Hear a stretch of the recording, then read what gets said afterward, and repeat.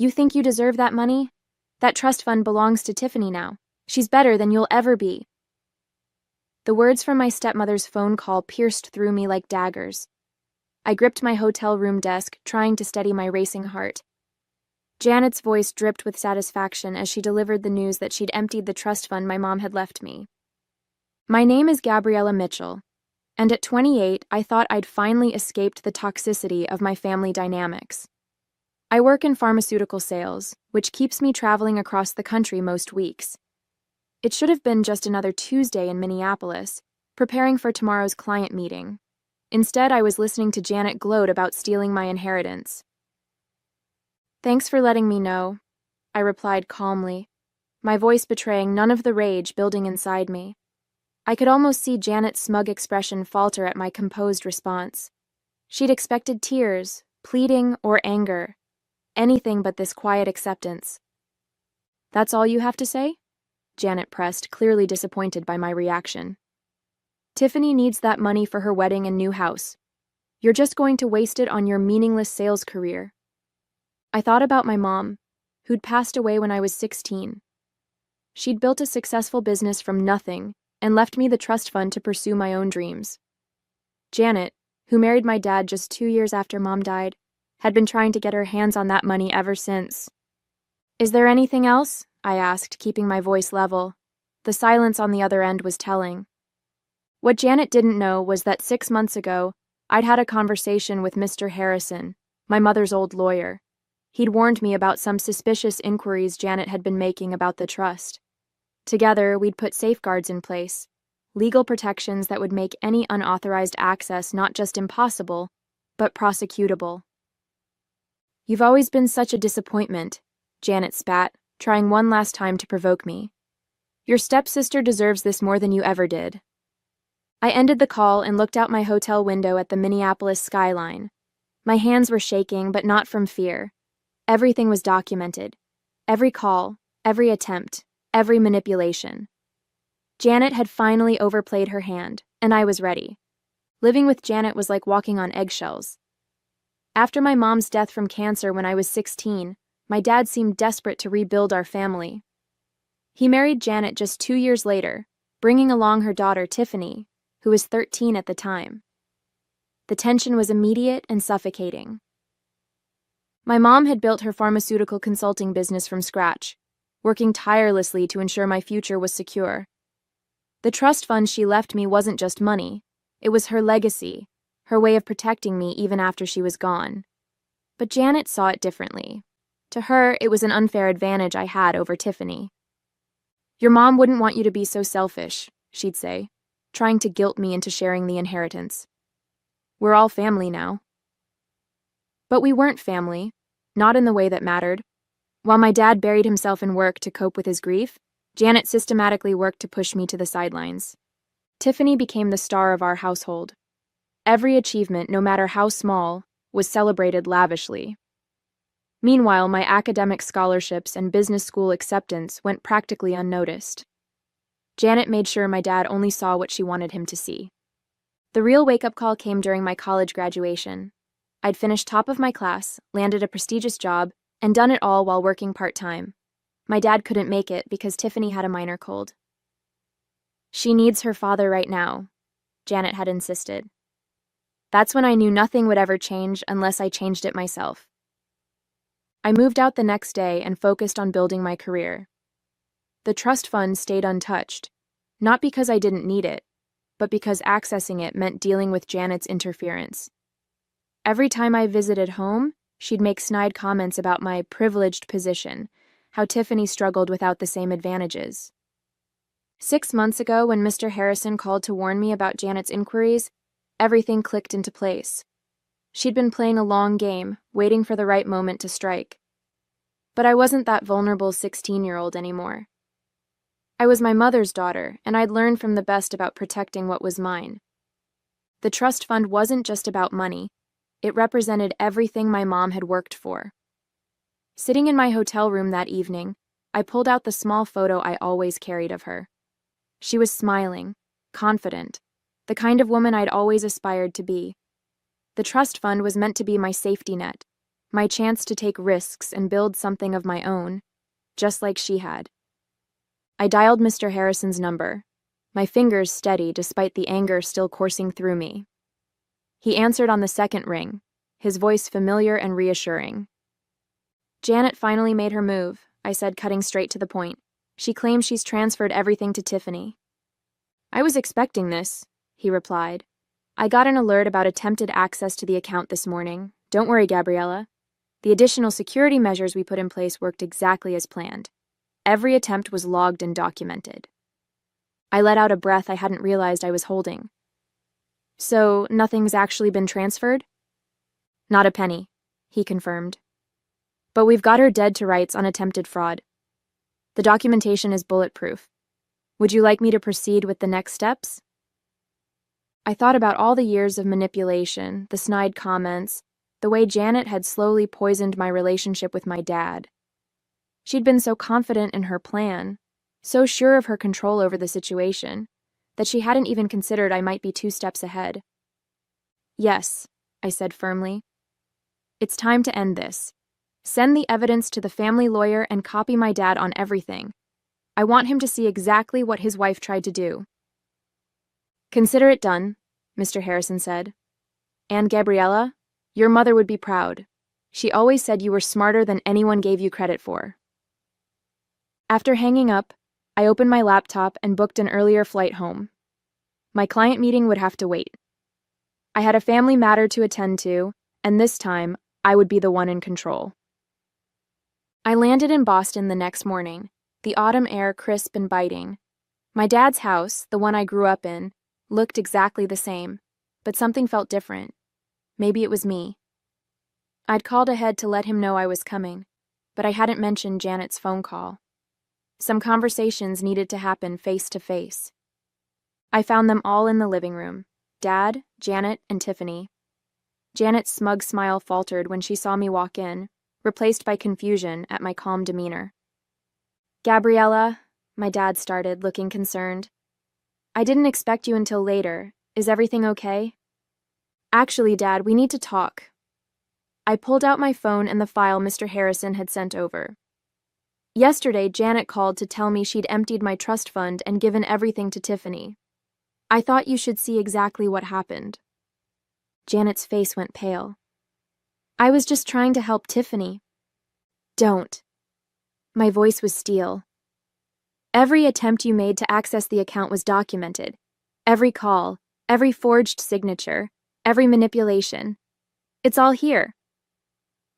I handed my dad the file.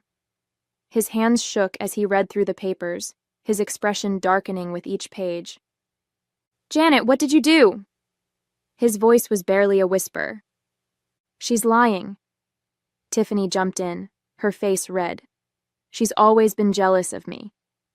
I pulled out another document, the complete trust fund statement. The money's still there, safe and untouched.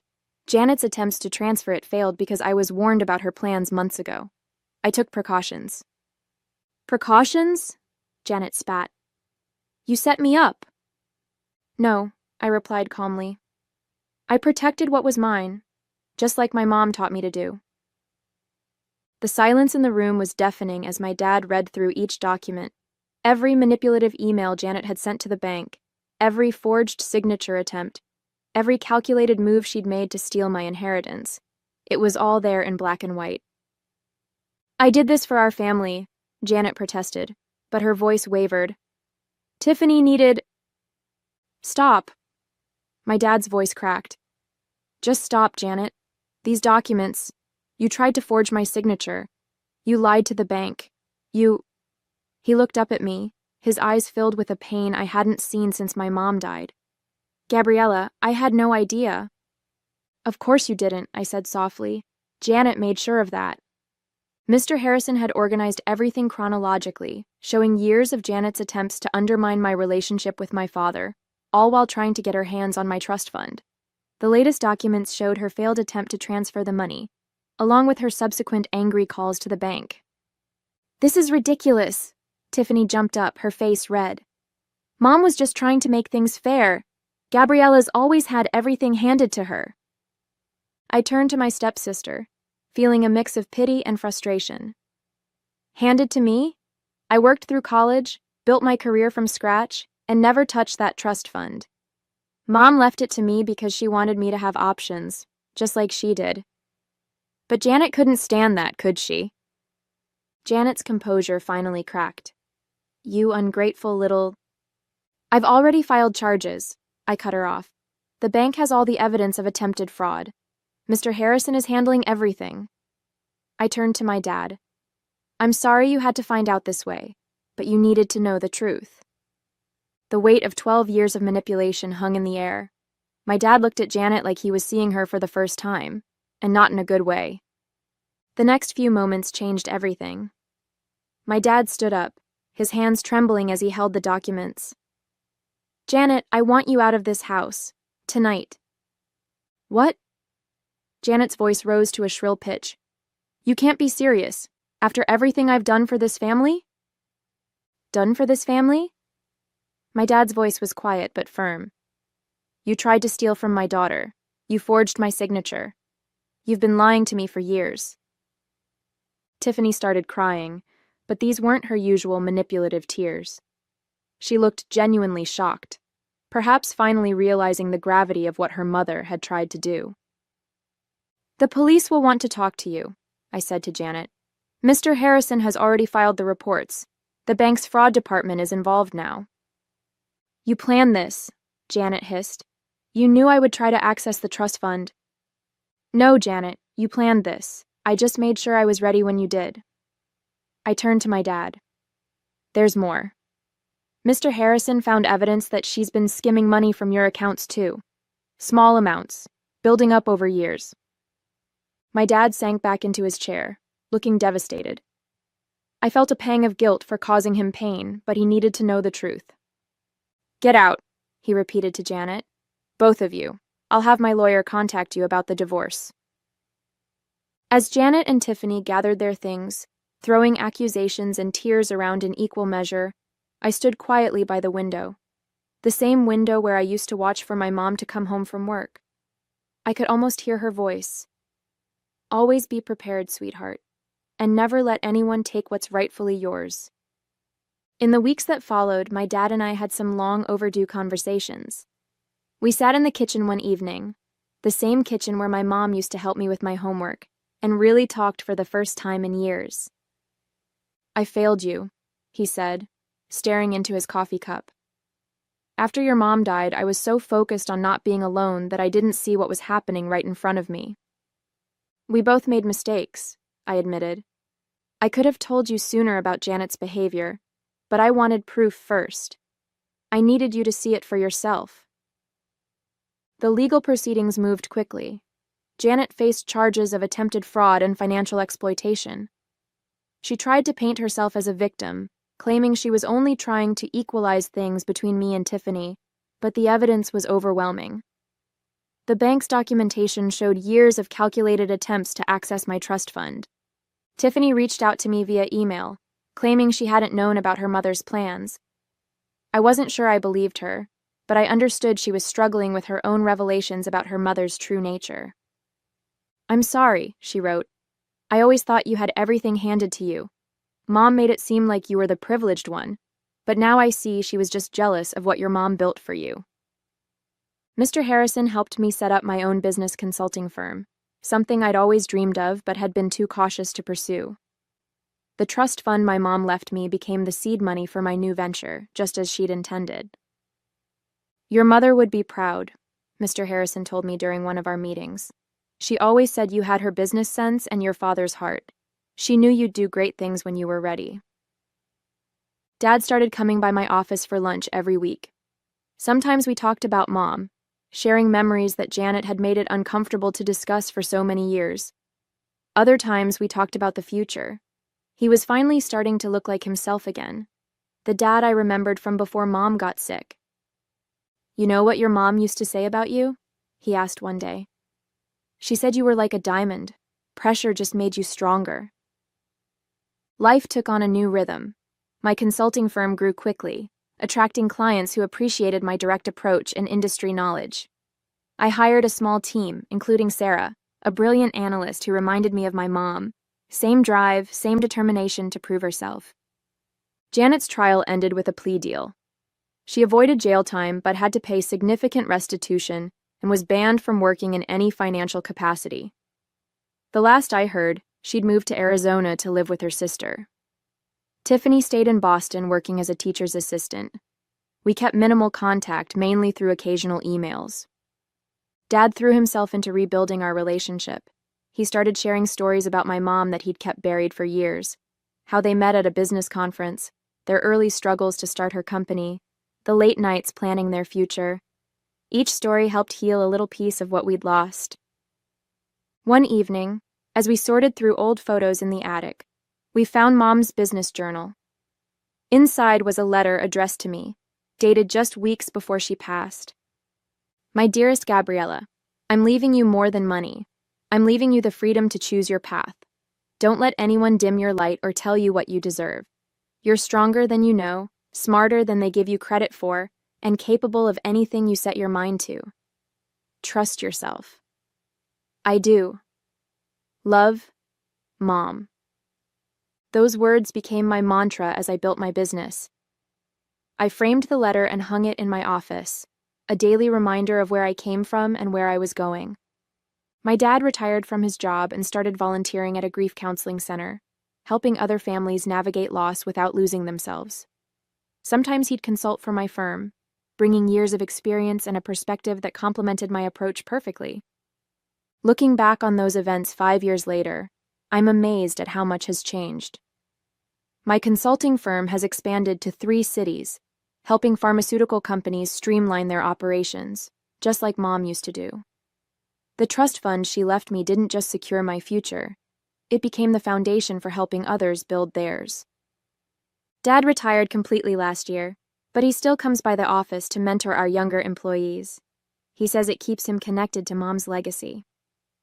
We have lunch every Wednesday, making up for all those years we lost to Janet's manipulation. The hardest lesson I learned wasn't about money or betrayal. It was about standing up for myself. Mom knew that one day I'd need to fight for what was mine, and she made sure I had the tools to do it. She taught me that true strength isn't about being tough. It's about being prepared and patient enough to wait for the right moment. Sometimes I visit the old house where I grew up. Dad still lives there, but it's different now.